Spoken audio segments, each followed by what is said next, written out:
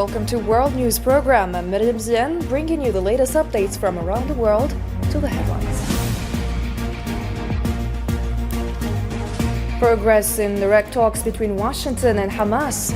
Reuters reports that discussions between Trump's envoy, Hamas, and mediators were positive.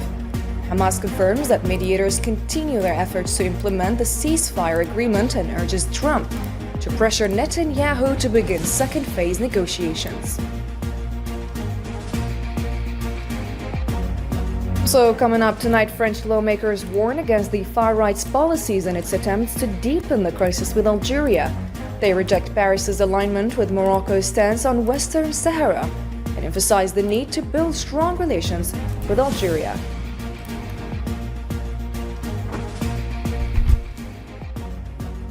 In the latest developments in Sudan, the army continues to advance against the rapid support forces across several strategic battlefronts.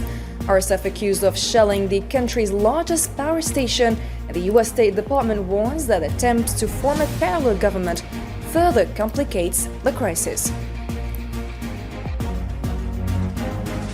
And the Kremlin rejects the deployment of European troops in Ukraine. Lavrov warns that Macron's nuclear remarks pose a threat to Russia, while Zelensky urges continued pressure on Moscow.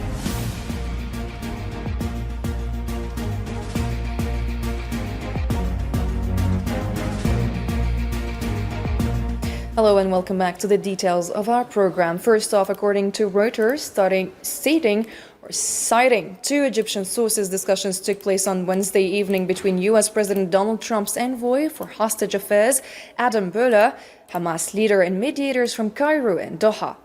Reuters added that the talks ended on a positive note, indicating a likely transition to the second phase of the Gaza ceasefire agreement. The same source noted that discussions between the U.S. and Egypt also addressed the future administration of Gaza after the war and potential figures to govern the territory.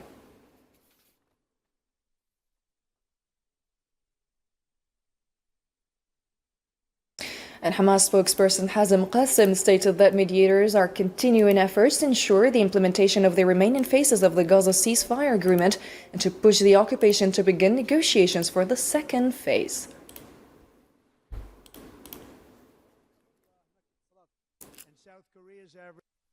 Mediators continue their efforts to ensure the implementation of the remaining stages of the ceasefire agreement and to compel the Israeli occupation to begin negotiations for the second phase of the deal.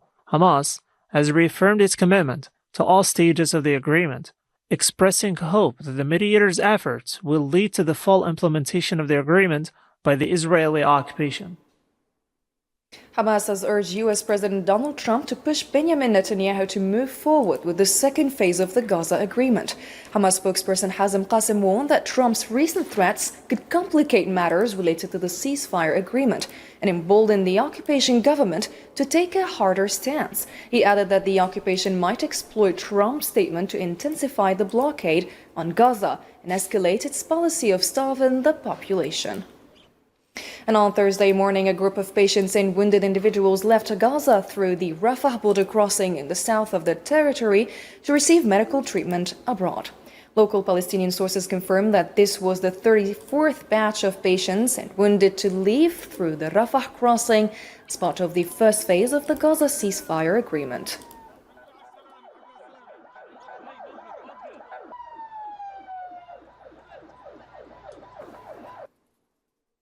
The 5 European members of the UN Security Council renewed their call, echoing the UN Secretary General's appeal at the Arab Summit in Cairo for the immediate flow of humanitarian aid into Gaza. This came in a joint statement following a closed consultation session held by the Security Council on Resolution 2720, which concerns facilitating the entry of humanitarian aid into Gaza. We echo the Secretary General's call at the Arab Summit in Cairo yesterday to immediately let humanitarian aid flow into the Gaza Strip. We call on Israel to abide by its obligations under international law and to allow and facilitate the safe, unconditional, massive and unhindered delivery of humanitarian aid at scale. The United Nations Office for the Coordination of Humanitarian Affairs warned on Thursday that food security in Gaza is at risk of further deterioration due to the Zionist entity's continued closure of all crossings to humanitarian aid. UN spokesperson Stéphane Dujarric stated in a press briefing that funding for a humanitarian response in the occupied Palestinian territories remains a significant challenge, with only 4% of the required funds secured.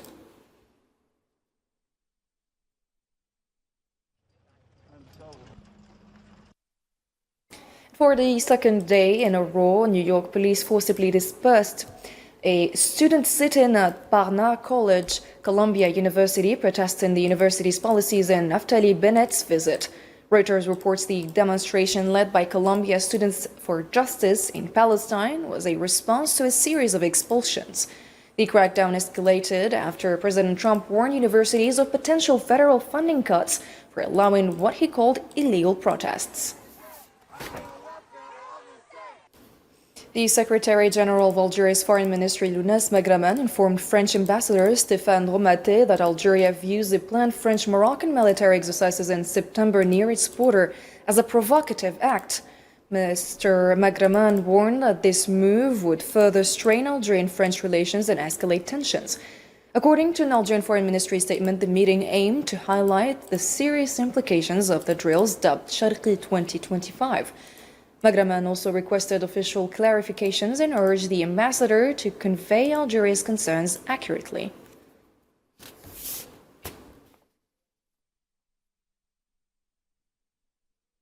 A controversial campaign fueled by hostile rhetoric against Algeria and led by French Interior Minister Bruno Retailleau sparks political backlash. Concerns rise over his true motive as speculation grows about his bid to win far-right support ahead of the next election. Marwa Blaiwar. A pre-election campaign fueled by anti-Algerian rhetoric, the opening move in the far-right's political game, captured in the words of Bruno Retailleau and exposed by French lawmakers. A fierce campaign breaking all diplomatic norms and even the ethics of political discourse, labeling foreign residents as potential internal enemies. Analysts and observers call it a dangerous escalation, targeting foreign communities in France, with Algerians bearing the brunt of the hostility. A deliberate effort to demonize everything linked to Algeria, a political direction gaining momentum, in line with Retailleau and the far-right's future ambitions. Retailleau prépare 2027 parce que je crois que c'est ça qui est derrière cette histoire, y compris. Retailleau is preparing to run in the presidential elections by adopting far-right rhetoric and exploiting every pretext to escalate tensions with Algeria. We know that Algeria does not respond to this kind of pressure. This has been well documented by diplomats. So, if we truly want to cooperate with Algeria, we must stop creating tensions. Vous savez que je me bats. Criticism of Paris doesn't stop there. French politicians also denounce its alignment with Morocco's stance on Western Sahara, a move seen as an attempt to provoke Algeria. Observers warn France's handling of the issue ignores diplomatic traditions. Le doigt dans la question du Sahara occidental, non pas que sur le fond je dénie telle ou telle position, je pense que c'est pas à la France de dire si. We should not involve ourselves in the Western Sahara issue. I believe it's not France's place to decide on this matter. It's not for France to say whether Western Sahara should be Moroccan or otherwise. This political approach is not in our country's interest. Our national interest lies in maintaining good relations with Algeria. And in Paris, anti-Algerian rhetoric is now a political commodity, a bidding war in the race for leadership within the Republicans. Retailleau and his far-right allies competing through hostile statements against Algeria, turning even the French Foreign Ministry and a silent Élysée into tools of political maneuvering. And as France faces one crisis after another, the latest blow is failure to pass the 2025 budget, adding to a series of setbacks, both domestically and internationally. Algeria reaffirmed its commitment to protecting and promoting human rights within a legal and institutional framework aligned with international laws and practices. Speaking during an interactive dialogue on the report of UN Special Rapporteur Marie Lalour's visit to Algeria, Algeria's permanent representative to the UN in Geneva, Rachid Badhan, dismissed allegations of a lack of protection framework for human rights defenders. He highlighted Algeria's comprehensive legal and institutional system for human rights promotion, anchored in the 2020 constitutional amendment. Ces deux visites témoignent de l'attachement de l'Algérie à bâtir une coopération active. Your visit to Algeria reflects our strong, transparent, and active commitment to cooperation with the United Nations human rights mechanisms, as well as our renewed dedication to protecting and promoting human rights in our country, which is a fundamental part of the Algerian president's program. The assertion that there is no framework for the protection of human rights defenders in Algeria may run counter the following. The 2020 constitutional amendment guarantees a conducive environment for human rights defenders in accordance with international practices. Additionally, the establishment of the Office of the Republic's Mediator demonstrates the high authority's commitment to strengthening human rights and fundamental freedoms. Despite the inexistence of a dedicated law specifically for human rights defenders, an approach that could create distinctions among citizens, the Algerian legal and institutional framework fully guarantees the necessary rights and freedoms to carry out their work. Le cadre juridique et institutionnel algérien garantit pleinement les droits et libertés nécessaires à leur action. Ambassador Rachid Badhan stated that no journalist, blogger, or media outlet has been penalized for their content, stressing that rare legal cases cited by the UN fall under general law, not press freedom issues. En ce qui concerne les journalistes, la loi organique... The organic law on information guarantees the protection of journalists from any form of violence or insult in the course of or in connection with their profession. The government has not recorded any case of repression or sanctions targeting journalists, bloggers, media outlets, or individuals based on the content of their publications, whether written, audiovisual, or digital. The rare cases of prosecutions or charges mentioned in the report fall exclusively within the scope of general law. These cases are in no way related to freedom of expression or the practice of journalism. d'expression ou à l'exercice de la profession journalistique. And the Parliament of Navarre approved the proposal urging the UN to ensure the Sahrawi people's right to self-determination and reject any solution involving Western Sahara's division. It also called on the UN to expand MINURSO's mandate to monitor human rights in the occupied territories and demanded the immediate release of Sahrawi prisoners in Moroccan jails.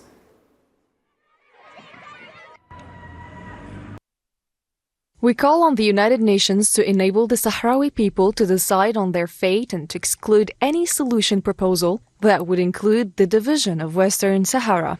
We also urge it to expand the powers of MINURSO to include monitoring human rights in the occupied cities of Western Sahara. We stress the need for the immediate release of Sahrawi detainees in Moroccan prisons, calling on Morocco to stop plundering the natural resources of the Sahrawis. And we stress the importance of intensifying efforts by the UN and the African Union to reach a final solution that guarantees the rights of the Sahrawi people. And in Sudan, the army steps up its offensive against the rapid support forces, making key advances in Khartoum and beyond amid ongoing heavy clashes. Hassan Barkan has more details.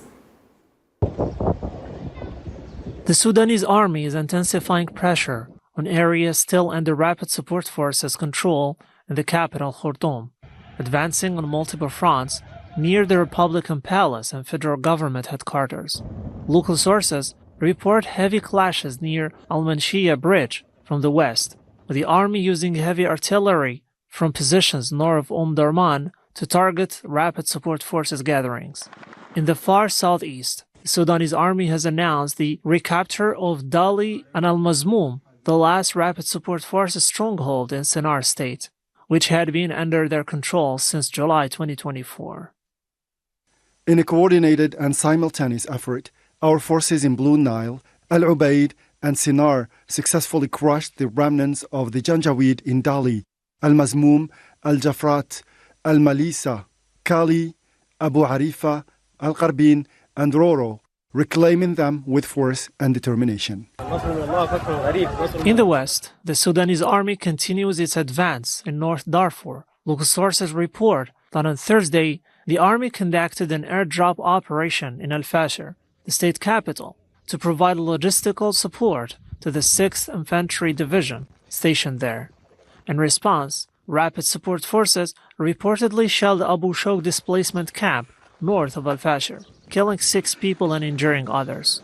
According to the Sudan news agency, the army's advances on multiple fronts have led to the return of nearly 2 million refugees and displaced persons by the end of February, with projections estimating the number could rise to 5 million by the end of June.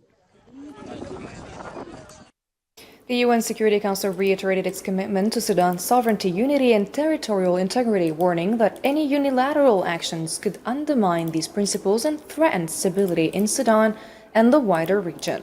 In a statement, Council members expressed grave concern over a signing of a charter to establish a parallel governing authority in Sudan, cautioning that such actions could worsen the ongoing conflict, fragment the country, and exacerbate its already dire humanitarian crisis.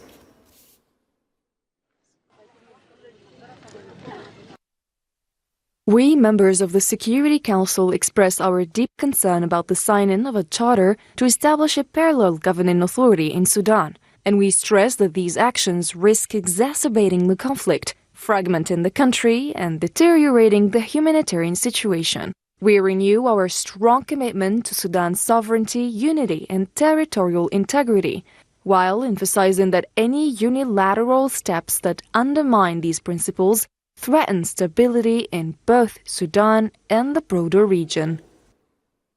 The U.S. State Department stated that efforts to form a parallel government in Sudan would not contribute to peace and security, but instead increase instability and division. Washington expressed deep concern over reports that the RSF and allied factions had signed a transitional constitution for Sudan. The U.S. urged all parties to pursue peaceful solutions that ensure the safety and stability of the Sudanese people in their homeland.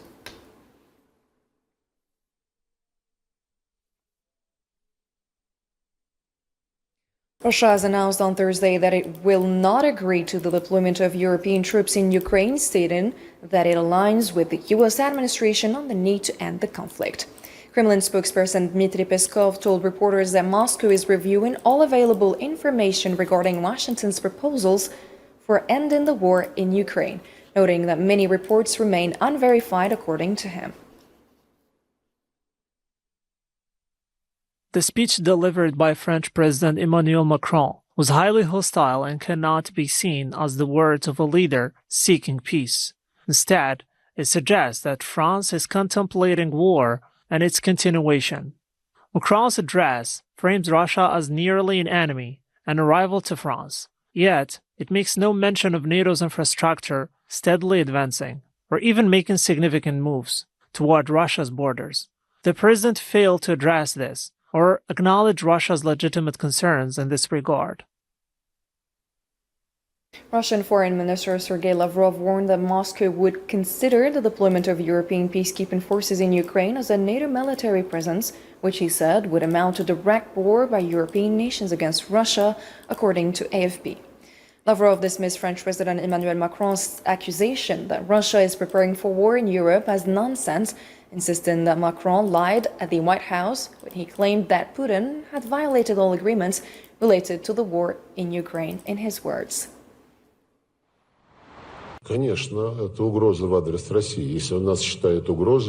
Frankly speaking, an intelligent accusation of Russia preparing a war against Europe and France. Putin has repeatedly spoken out, calling such thoughts delusional nonsense. Probably for any more or less sane person, it is completely clear that Russia does not need this. We will consider the presence of these troops on Ukraine territory in the same way as we considered the potential presence of NATO in Ukraine. Because no matter what flags this operation is covered with, the European Union or the national flags of the countries supplying the contingents, no matter what chevrons up to banderas are pasted on the sleeves of the uniform, these will still be NATO troops of NATO countries. And Russian President Vladimir Putin stated that his country has the right to choose a peace in Ukraine that ensures Russia's long-term security and sustainable development. Speaking during a meeting with employees and beneficiaries of the Defenders of the Fatherland Foundation, Putin emphasized that Russia has the right to define a version of peace in Ukraine that guarantees both immediate and long-term stability. He added that Moscow will not back down from achieving its objectives.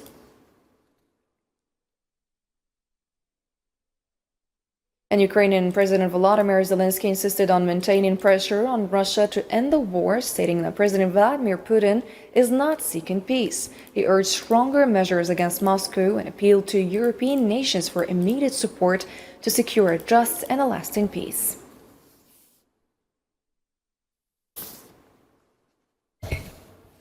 European Commission President Ursula von der Leyen reaffirmed on Thursday that the European Union will stand by Ukraine. Speaking at the EU summit in Brussels on security and Ukraine, she warned of a clear threat facing Europe, emphasizing the need for greater defense spending and a rearmament plan to strengthen European security.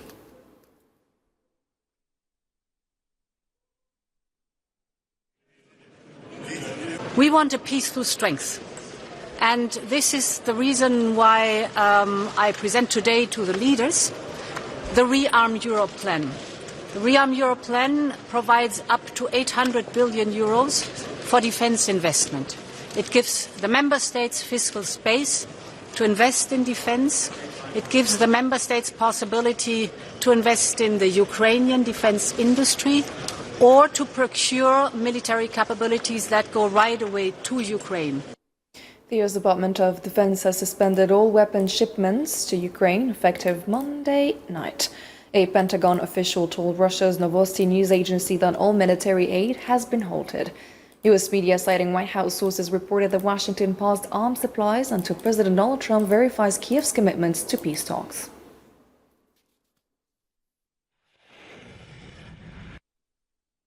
And Russian President Vladimir Putin issued a decree on Thursday appointing a new ambassador to Washington. According to the Russian news agency, Putin signed a decree appointing Alexander Darchev as Russia's new ambassador to the U.S.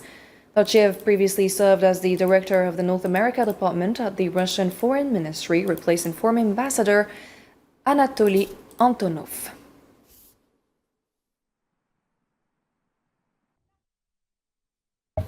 And U.S. Secretary of State Marco Rubio acknowledged on Thursday that the war in Ukraine is essentially a proxy conflict between the two nuclear powers, Russia and the U.S. In an interview with Fox News, Rubio stated that President Donald Trump views the situation as a prolonged conflict that has reached a dead end.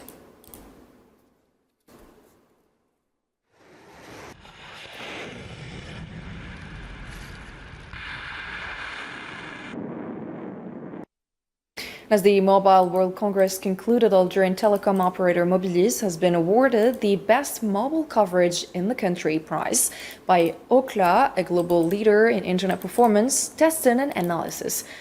Mobilis CEO Shawqi Boukhazani received the trophy on Wednesday at Ookla's stand during the event. In his acceptance speech, Boukhazani expressed pride in the achievement, dedicating the award to all Mobilis employees. He described the recognition as a testament to the country's success in providing the best mobile network coverage in Algeria for the year 2024.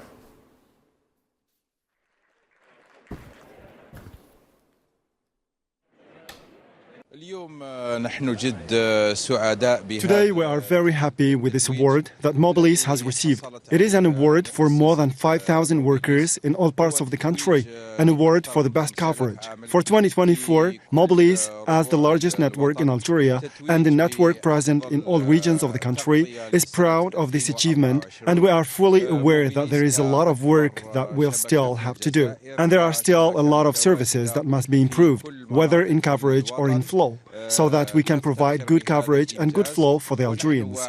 Thank you to all Algerians, thank you to all our customers for the trust, and we promise them that the future will be better, and what will come will be better, and together we will make the future, and long live Algeria.